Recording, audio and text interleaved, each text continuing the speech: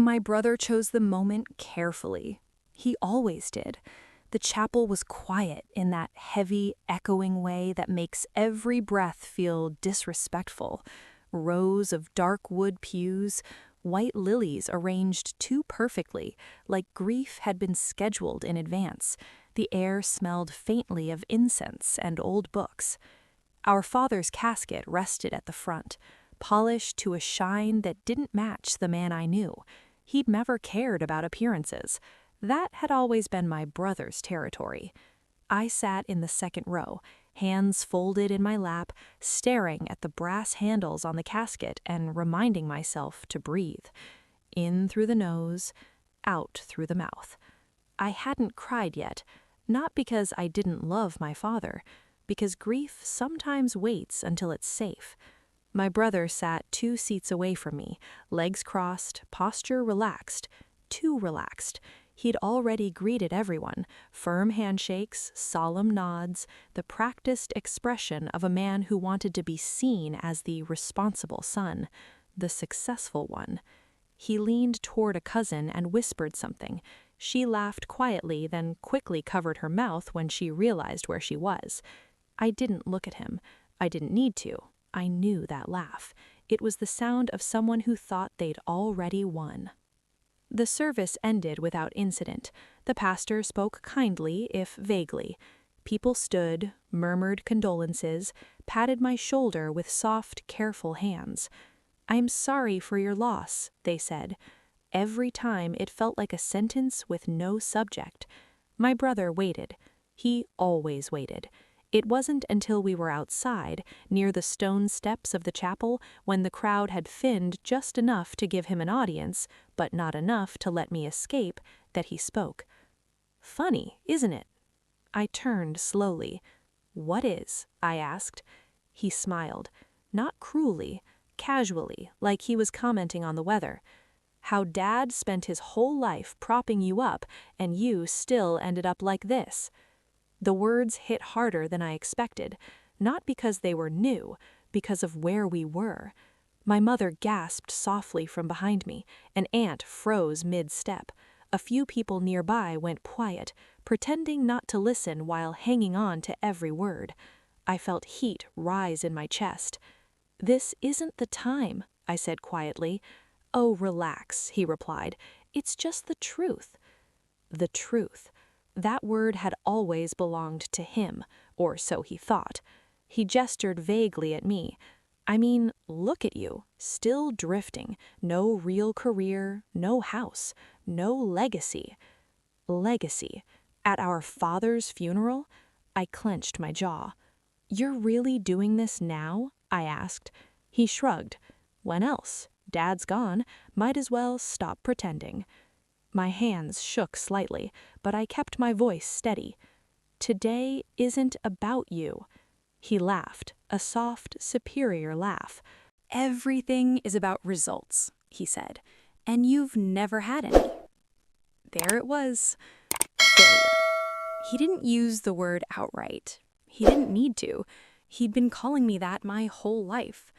I remembered being 16. Standing in the kitchen with a report card in my hand while he leaned against the counter, already wearing a suit for some internship my father had helped him land.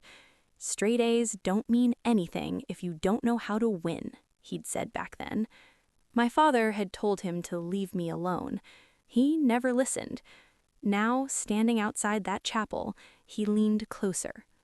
"Dad always worried about you," he said, voice low. "Guess we know why."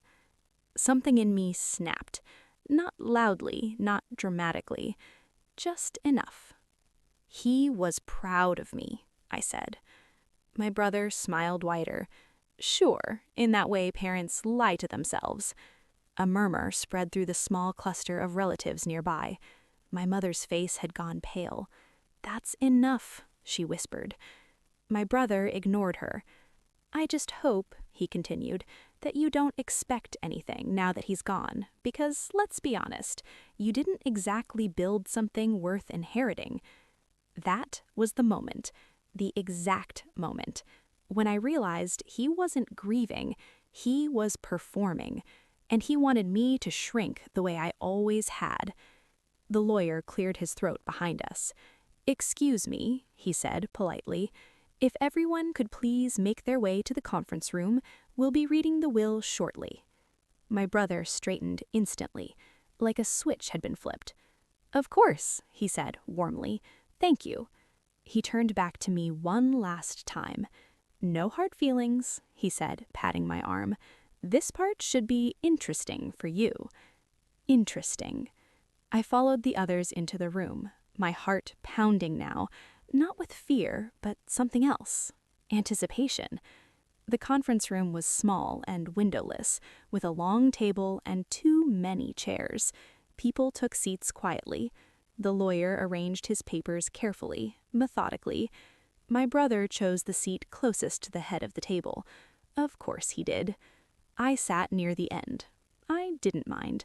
I'd spent years being underestimated from that position. The lawyer began with formalities, names, dates, acknowledgments. My brother leaned back, arms crossed, utterly confident. I stared at the grain of the wooden table and thought about my father, about the late nights we spent talking when my brother wasn't around, about the way he'd listened when I spoke, really listened. "You don't have to prove yourself to him," my father had said once, after one particularly brutal family dinner. "You just have to be honest with yourself." I hadn't known then what he meant. I was about to. "And now," the lawyer said, "we'll proceed with the distribution of assets." My brother sat up straighter. I could see it, the certainty, the satisfaction. This was his moment. This was where the story ended the way he'd always told it. The successful son, the failed sibling. I folded my hands together, steady now, because whatever happened next, I already knew one thing. My father had never been fooled by appearances. And if you think this story ends with me swallowing those words in silence, you're going to want to stay for what comes next. Make sure you subscribe to the channel, because when the lawyer started reading, everything my brother thought he knew came apart, line by line. The lawyer adjusted his glasses and cleared his throat again. The sound was small, unremarkable, but in that room it carried weight. "This will is dated," he began, "3 months prior to Mr. Carter's passing." My brother shifted in his chair, crossing one leg over the other, relaxed, confident. He glanced briefly at his watch, like this was a formality delaying lunch. I kept my eyes on the lawyer's hands. They were steady. That mattered more than anything. "As per standard procedure," the lawyer continued, "I will read the will in full before addressing specific bequests." My brother sighed softly. I recognized that sound too, impatience disguised as control. The lawyer began with the basics, personal details, legal language that washed over most of the room, names of distant relatives, small monetary gifts, sentimental items. My brother barely listened. Neither did anyone else. They were waiting for the real part.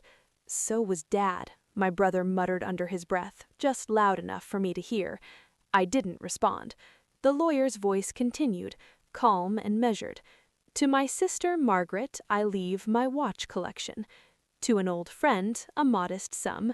To a charity my father volunteered with, a donation larger than anyone expected." My brother's eyebrows lifted slightly at that one, but he still didn't look worried. He assumed there would be plenty left. Then the lawyer paused, just for a second, and something in the room shifted. I felt it before I understood it, like the air had thickened, like everyone had subconsciously leaned forward at the same time.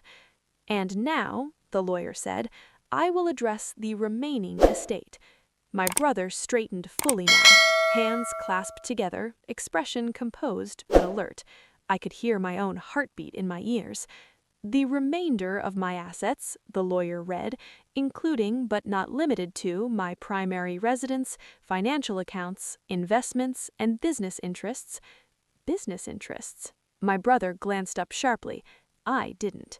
"Shall be distributed according to the following instructions." The lawyer looked down at the page, then back up at the room. "To my son," he began. My brother's lips curved into a small, satisfied smile. I watched it happen, the way confidence settles when someone believes the world is behaving as expected. "To my son," he continued, "I leave my personal tools, automotive equipments, and workshop contents." Silence. Not a dramatic silence, a confused one. My brother's smile froze. He blinked once, twice. "I'm sorry," he said, laughing lightly. "What?" The lawyer didn't look at him. "To my son," he repeated evenly, "I leave the contents of my workshop, which he expressed interest in during our conversations." My brother leaned forward. Is that all?" he asked, voice tight. The lawyer turned the page. "To my daughter," he said. My stomach clenched, not with fear, with recognition. "To my daughter," the lawyer repeated, "I leave the remainder of my estate." The room went completely still. I heard someone inhale sharply behind me. My brother laughed, a short, disbelieving laugh. "That's not funny." The lawyer didn't smile. "That includes," he continued, "the family home, all liquid assets, retirement accounts, and controlling interest in Carter & Sons Manufacturing." Carter & Sons. My brother's face drained of color. "That's impossible," he said. "I work there." "Yes, you do." My brother stood abruptly, chair scraping loudly against the floor. "There has to be a mistake," he said. "Dad wouldn't—" The lawyer raised a hand gently. Mr. Carter anticipated this reaction.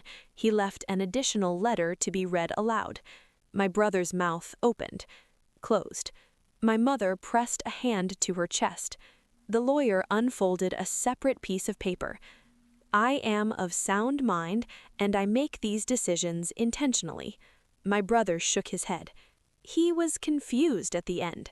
The lawyer didn't pause. "I have watched my children grow into who they are. One has learned to measure worth by appearances, the other has learned to measure it by responsibility." My brother looked around the room. No one met his eyes.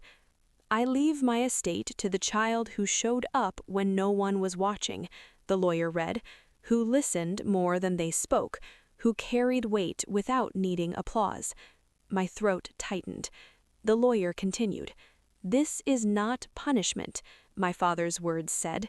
"It is acknowledgement." My brother slammed his hands onto the table. "This is insane," he snapped. "She hasn't done anything." The lawyer finally looked at him. "On the contrary," he said calmly, "she did exactly what your father asked." My brother turned toward me slowly.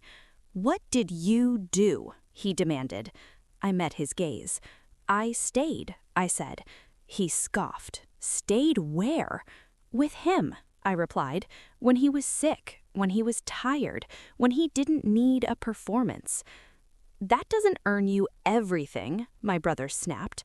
The lawyer spoke before I could. "Your father disagreed." The room buzzed now. Whispers, shifting chairs, stunned expressions. My brother paced. "This isn't over," he said. "I'll contest it." The lawyer nodded. "That is your right." He slid another document across the table. "However," he added, "your father anticipated that as well." My brother stopped pacing. "That document," the lawyer continued, "contains documentation of your father's mental evaluations, legal counsel, and signed affirmations." He paused. "And," he added, "a clause regarding challenges." My brother's voice was barely audible now. "What clause?" If the will is contested," the lawyer said, "the challenger forfeits their bequest entirely." Silence crashed back down. My brother stared at the papers like they were written in another language. "The workshop," the lawyer added gently, the thing my brother had dismissed as scraps.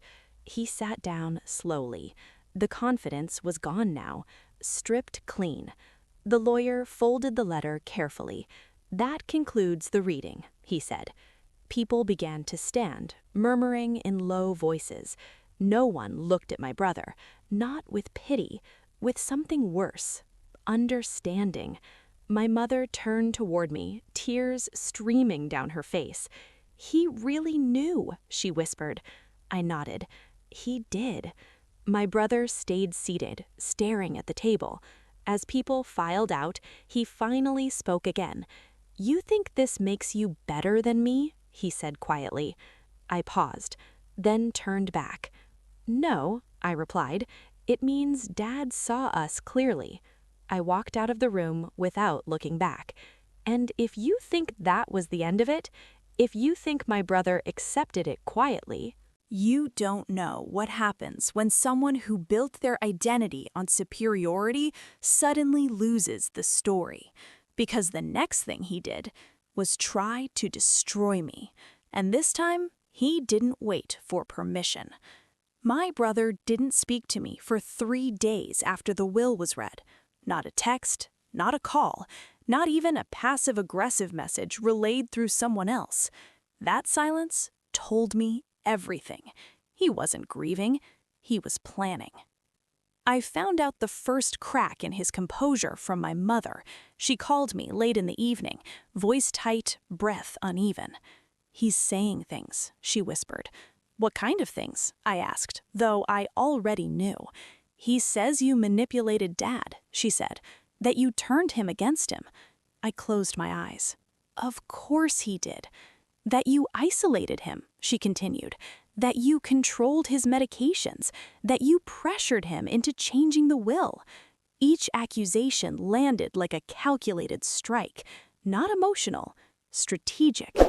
"He's telling people you were always jealous," my mother added, "that you finally got revenge." Revenge. I let the word settle. "Who is he telling this to?" I asked. "Everyone," she said. "Family, friends, people from the company." There it was. This wasn't about hurt feelings. This was about reputation. I thanked my mother and hung up, then sat in the quiet of my living room, staring at nothing. My brother had always believed power came from perception. If enough people believed a story, it became truth. He had used that tactic his entire life. The only difference now? I wasn't a child anymore, and my father had left more than assets behind. He had left evidence. The first formal move came a week later, a letter from my brother's attorney. I recognized the firm immediately. Aggressive, expensive, designed to intimidate. The letter accused me of undue influence. It demanded documentation, explanations, immediate cooperation. I read it once, then again. Then I smiled, because my brother had made a mistake. He assumed I'd been passive. He assumed I'd simply received the inheritance. He had no idea how much groundwork my father and I had laid together. I called my lawyer. "I expected this," she said calmly after reading the letter. "I know," I replied. "Dad expected it too." She paused. "Then we're ready." The next few weeks were a slow, exhausting unraveling of my brother's narrative. He filed a formal challenge. He alleged manipulation. He claimed emotional coercion, and every claim required proof, which he didn't have. What we had, however, was meticulous.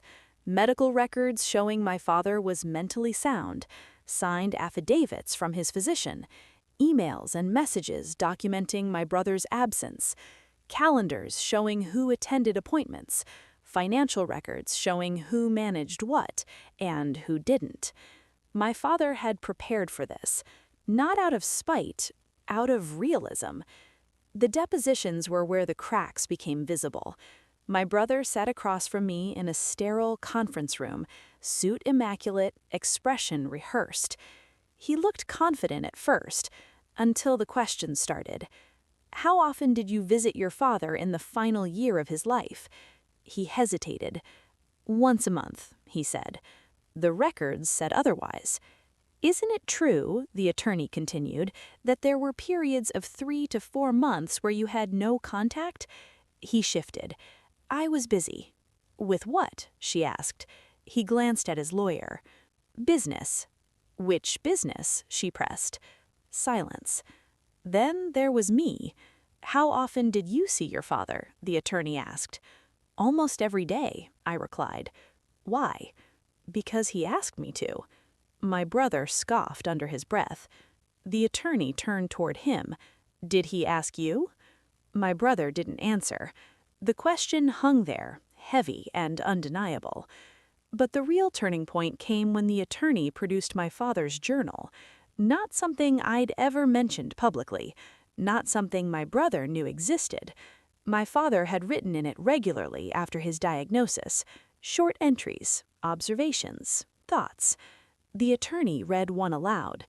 I'm not afraid of dying. I'm afraid of being misunderstood. I want my children to know I chose clearly. My brother's jaw tightened. Another entry followed. One of my children visits when it's convenient. The other visits when it's hard. That tells me everything. My brother slammed his hand on the table. That proves nothing, he snapped. It proves intent, the attorney replied calmly. By the third deposition, the tone had changed. My brother wasn't confident anymore. He was defensive, agitated. He interrupted, contradicted himself, and then, inevitably, he slipped. Why should she get everything? He snapped at one point. She never accomplished anything on her own. The room went still. The attorney leaned forward.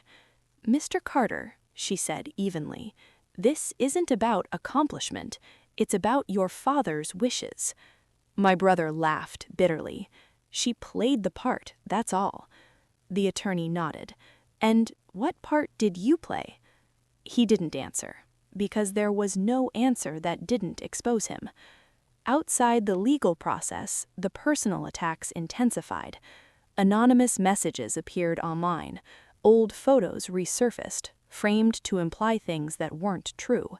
People from my past reached out, confused, asking if I was okay. I didn't respond publicly. I didn't defend myself online.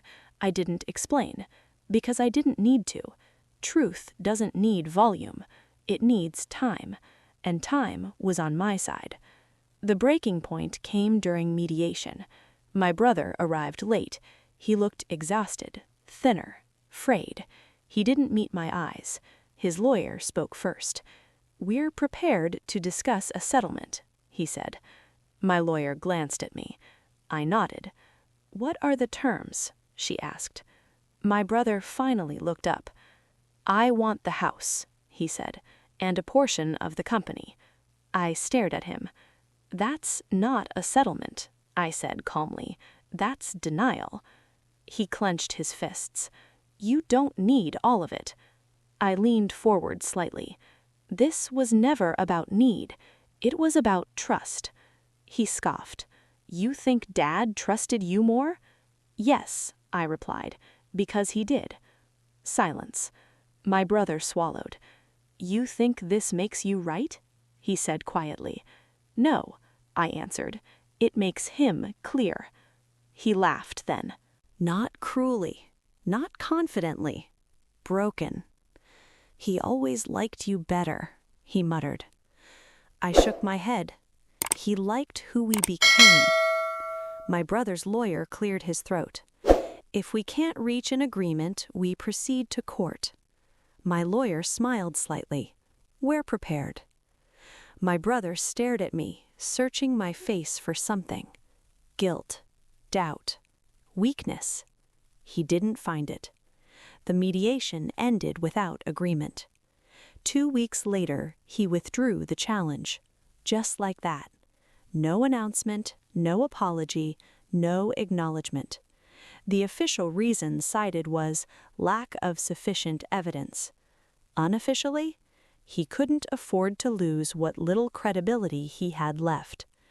The workshop remained his. Everything else stayed with me. But the story didn't end with paperwork. It ended with a moment, a quiet one.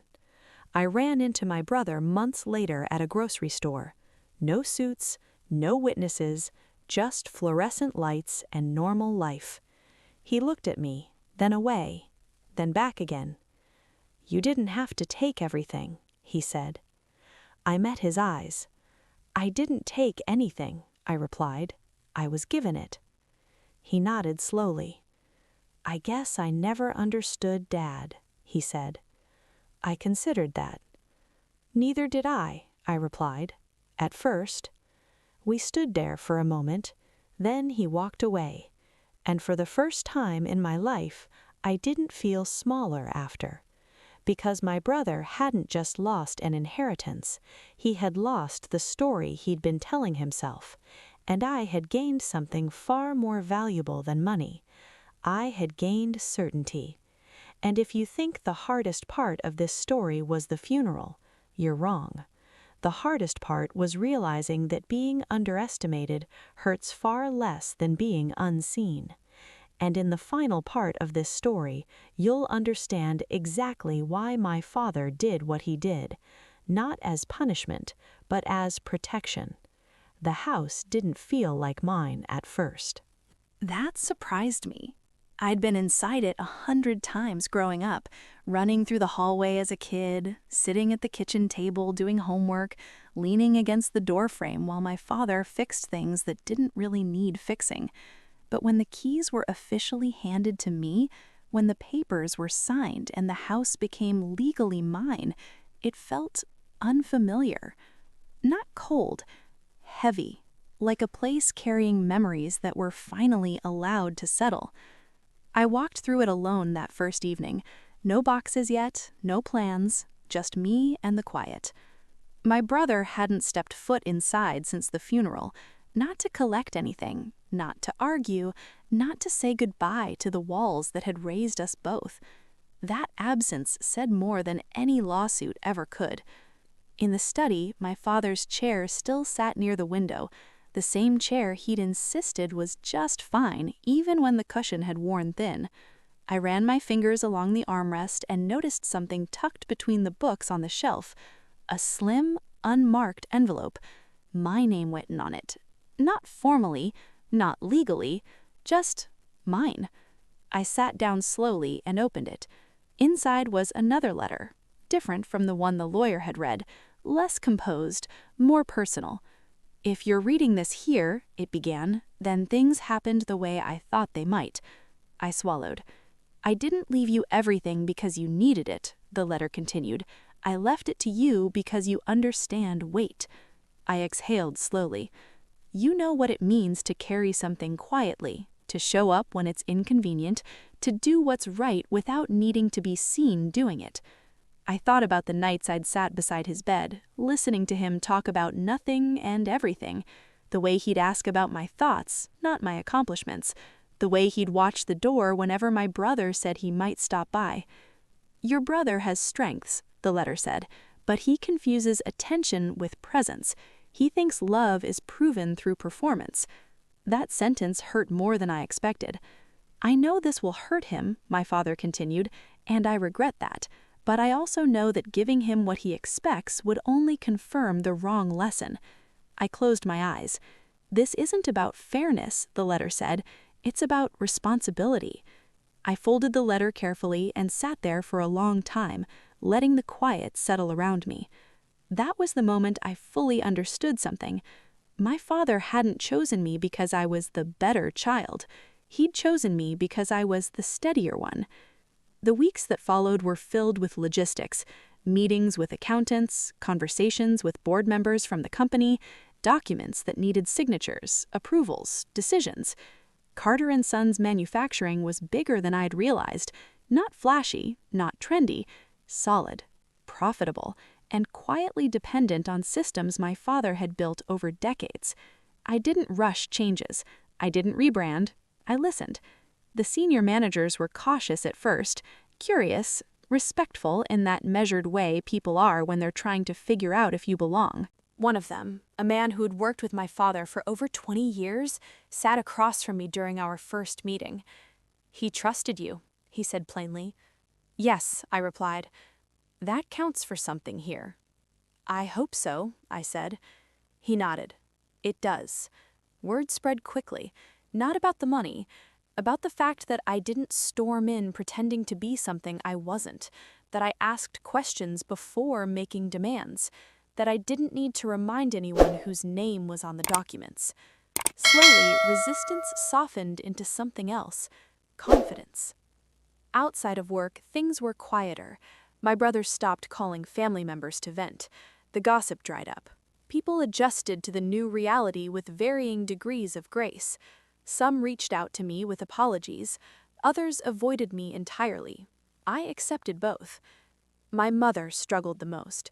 She came by the house one afternoon, standing awkwardly in the doorway like she wasn't sure she belonged anymore. You didn't change it, she said, looking around. No, I replied. I didn't want to. She nodded. He'd like that. We sat at the kitchen table, the same one where we'd eaten countless dinners that felt like competitions disguised as conversations. He's angry, she said quietly. I know. He says Dad betrayed him. I looked at her. Do you think that? She hesitated, then shook her head. I think your father finally stopped trying to be understood by him. That was the kindest truth she'd ever spoken about my brother. He doesn't know what to do now, she added. I sipped my tea. That's not my problem to solve. She nodded, eyes misting. You've grown, she said.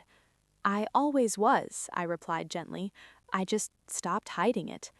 The first real test came at work. A major client questioned the transition, not aggressively, just cautiously. They wanted reassurance. I met them in person. No grand speeches, no power moves, just honesty. My father built something strong, I said. My job is to make sure it stays that way. They asked about my experience. I didn't exaggerate, I didn't minimize either. When the meeting ended, one of them shook my hand and said, "You remind me of him." That mattered more than any contract. But not everything settled so neatly. One evening, months later, my brother showed up at the house. No warning. I saw his car in the driveway and felt a familiar tension coil in my chest. Old instincts. I opened the door anyway. He stood there, hands in his pockets, looking uncertain. Not angry, not smug, just unsure. I needed to see it, he said. The house? I asked. Yes. I stepped aside. He walked in slowly, eyes tracing familiar corners like he was saying goodbye to something he'd never properly acknowledged. He really left it to you, he said. Yes. He nodded. I keep thinking, if I'd visited more, if I'd called. I watched him carefully. That's not a bargaining table anymore, I said. It's just a thought. He swallowed. I don't know who I am without being the successful one, he admitted. There it was. Not an accusation, a confession. You don't have to know right now, I said, but you do have to stop making it my fault. He nodded slowly. I don't hate you, he said. I know, I replied. I just don't know how to stand next to you without feeling small. I met his eyes. That feeling didn't start with me, I said, gently. He stood there for a moment longer, then turned toward the door. As he left, I realized something else. I didn't feel victorious. I felt finished. Finished carrying a comparison that was never mine. Finished shrinking to preserve someone else's story. That night, I sat in my father's chair again, letter in hand, rereading the final lines. I hope this gives you room to live without explaining yourself. It had. And in the final part of this story, you'll see exactly what I chose to do with that room. Not to prove anything, but to finally step into a life that had been waiting for me all along. The first decision I made after everything settled wasn't a financial one. It wasn't about restructuring the company or selling assets or proving to anyone that my father's trust in me had been justified. It was much simpler. I took a week off. No meetings, no phone calls, no explanations. I stayed in the house alone and let myself exist in it without performing for anyone, alive or dead. Every morning, I made coffee in the same chipped mug my father used. Every evening, I sat on the back steps and watched the light change in the yard. The quiet wasn't empty anymore. It was earned. On the fourth day, I went into the garage, my brother's inheritance, the workshop. It smelled like oil and sawdust, just like it always had. Tools hung neatly on the wall, labeled in my father's handwriting. Half-finished projects sat on the workbench, things he'd planned to return to when there was time. There's never time. I stood there longer than I expected, hands in my pockets, realizing something that surprised me. I wasn't angry at my brother anymore. Anger assumes equality of understanding. What I felt instead was distance, the kind that forms when two people stop trying to tell the same story. I locked the door behind me and walked back into the house. That afternoon, I met with the senior team at the company, not in a boardroom, but at a long table in the break area. Coffee cups, no suits, no posturing. I don't plan to turn this into something flashy, I told them. If you're here, it's because you've kept this running long before my name was on the paperwork. They listened. I won't make decisions alone, I continued, but I will make them carefully. One of the managers nodded. That's how your father worked. Yes, I said. That's why I'm here. The shift didn't happen overnight, but it happened. Not because I demanded authority, because I didn't fear it. Outside of work, my life became quieter. People stopped asking what I planned to do with the inheritance. When they did ask, I answered honestly. I'm living. That seemed to unsettle them more than ambition ever had. My mother visited more often, not to intervene, not to mediate, just to sit. One evening, as we folded laundry together, she said softly, "He always knew you were stronger than you thought." I didn't reply, not because I disagreed, because I didn't need to. Months later, my brother sent me a message, short, unadorned. "I'm selling the workshop equipment I don't need. Thought you should know." I read it once, then replied, "Thank you for telling me." That was it. No reconciliation montage, no tearful apology, no dramatic forgiveness. Just two adults learning to stand in different spaces. The real closure came quietly. One afternoon, I found myself at the cemetery again, not for an anniversary or obligation, but because I wanted to be there. I stood in front of my father's headstone and spoke out loud. You were right, I said. About him. About me. The wind moved through the trees. I'm not trying to be understood anymore, I continued. I'm just living honestly. I didn't cry. I smiled, because for the first time in my life, I wasn't waiting for approval from my brother, from my father's memory, from anyone. The irony wasn't lost on me. My brother had called me a failure at our father's funeral because he believed success was loud, because he believed worth had to be announced, because he'd spent his life trying to win a competition that never existed. My father hadn't rewritten the will to punish him. He'd written it to release me. And I finally understood the greatest gift he'd left behind wasn't the house, the company, or the money. It was permission. Permission to stop shrinking. Permission to stop explaining. Permission to stop proving I belonged. I didn't become louder after that. I became steadier. And that changed everything. If you've ever been dismissed by someone who thought success only looked one way, if you've ever been labeled a failure because you didn't perform for an audience, if you've ever waited for someone to finally see you, let this remind you of something important. Being underestimated doesn't mean you're behind. Sometimes it means you're free. And if stories like this resonate with you, stories about quiet strength, delayed truth, and the moment everything shifts, make sure you subscribe to the channel, because there are more stories like this. And sometimes hearing them is the first step toward finally living your own.